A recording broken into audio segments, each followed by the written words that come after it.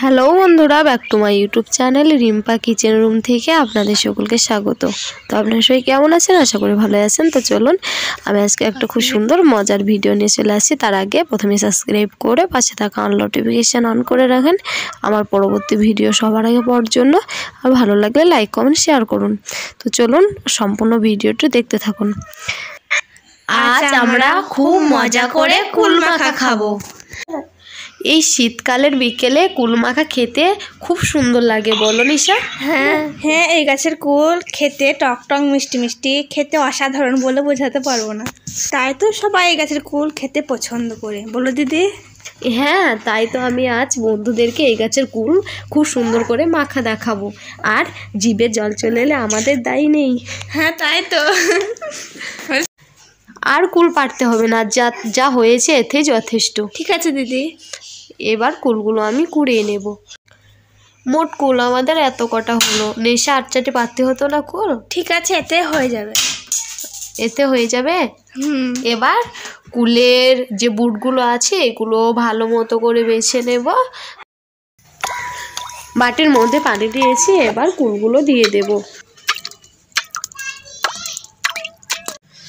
ওহ, কুলগুলো কি সুন্দর লাগছে দেখতে, একবারে ডাসা গো নিশা।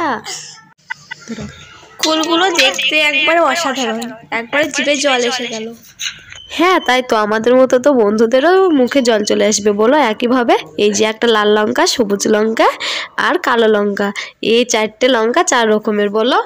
হ্যাঁ। এবার কুল মাখাতে কি কি লাগে বলছি। কাসুন্দি, ধনেপাতা, লঙ্কা, লবণ, এইগুলোই আমাদের কুল মাখাতে যথেষ্ট। আর কোনো মশলা নেব না। এবার কুলগুলো ভালো করে শিলপাটাতে থেতলে নেব। দেখো নেশা, শিলে ঠুকছি, তা কুলের ভিতরে একবার রস বেরোচ্ছে। হ্যাঁ, তাই তো। আর ও কথা বলো না, আমার আর তরস হয়েছে না। কি খাবার জন্য? হ্যাঁ। আর বেশি দিন না, আর একটু ওয়েট করো। হ্যাঁ, তাড়াতাড়ি করো দিদি।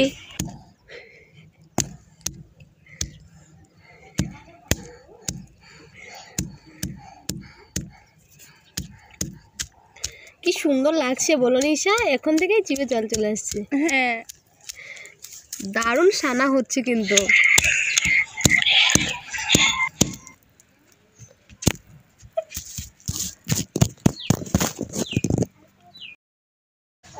এবার একটা বাটির মধ্যে তুলে নিলাম কুলগুলো সব।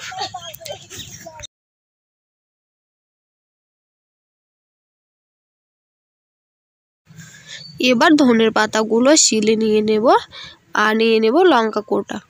এই 4টে লঙ্কাই আমি দেব, তাই আমি 4টে লঙ্কাই নিয়ে নিচ্ছি। কি সুন্দর লাগছে লঙ্কা কটা, দেখেই সুন্দর লাগছে 4 রকমের। আর নিয়ে নেব লবণ, দিয়ে ভালো করে দড়লে নেব।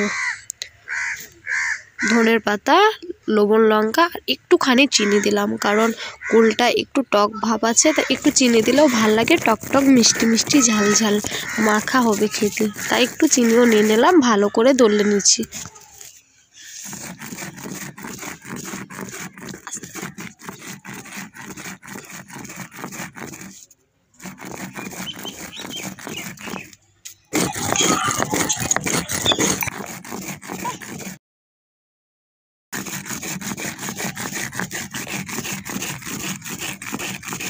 এবার থেতো করা কুলের ওপরে নিয়ে নিলাম সেই যে মশলা, ধনেপাতা, কাঁচা লঙ্কা, এই মশলাগুলো নিয়ে নিচ্ছি।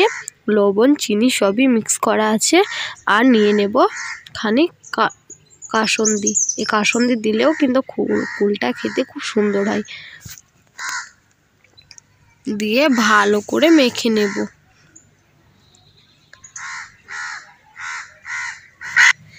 এবার আমরা সবাই মিলে কুল মাখা খাবো।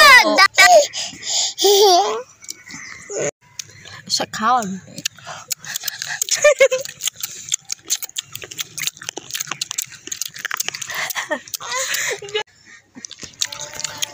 দারুণ! এবার আমরা সবাই মিলে শসা মাখা খাবো।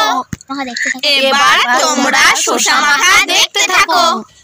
এবার 3টে শসা নিয়ে ধুয়ে নিলাম। এবার এই 3টে শসাই মাখা করব। প্রথমে শসাগুলো কেটে নিয়ে তেতোগুলো বার করে নেব। তারপর একটা সিলাইন্সের সাহায্যে শসাগুলা ছিলে নেব।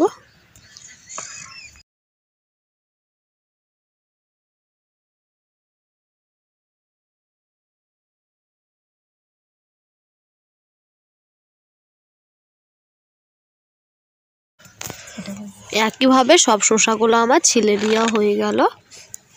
এবার ধুয়ে রেখে দিলাম। 3টে শসা ছিলা কমপ্লিট হলো। এবার শসাগুলো কেটে নেব গোল গোল করে। আমি গোল গোল করে কাটছি, আপনারা চাইলে লম্বা করেও কাটতে পারেন। একইভাবে সব শসা কেটে নেওয়া হয়ে গেল। শসাগুলো দেখতে কি সুন্দর লাগছে দিদি বলো। আজ কুল সারলাম। কুল খেলে তো একটু অ্যাসিডিটির মতো হয়, তাই ভাবলাম শসা খেয়ে হজম করব। এবার লবণ ছিটিয়ে দিলাম, তারপরে একটু শুকনো গুঁড়ো লঙ্কা ছিটিয়ে দিলাম, খানিক কাসুন্দি দিয়ে ভালো করে মেখে নিলাম।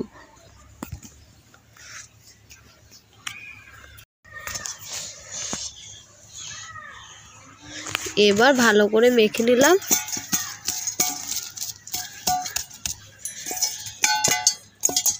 এবার আমরা আবারও সবাই মিলে খাবো।